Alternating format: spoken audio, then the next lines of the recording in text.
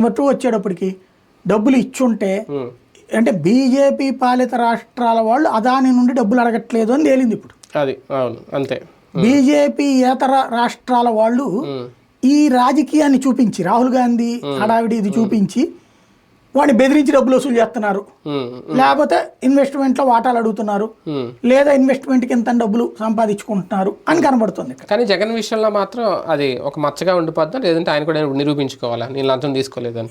ఇప్పుడు దీంట్లో వీటిట్లో నిరూపించుకునేది ఏమి ఉండదు. ఆ కేసు కూడా నిలిచేది కాదు, చచ్చేది కాదు.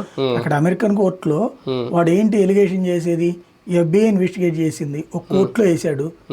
ఆ కేసులో ఇంతకుముందు ఆయన పేరేంది KVP రామచంద్ర మీద కూడా ఇట్టగా వేశారు. తర్వాత హైకోర్టు ఆడికైన సంబంధం పొమ్మని మంది.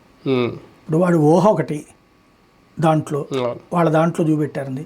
సింపుల్ లాజిక్ ఏంటంటే ఒకే ఒక కారణంగా కేసు పెట్టారు. బైడెన్ వెళ్ళిపోతున్నాడు.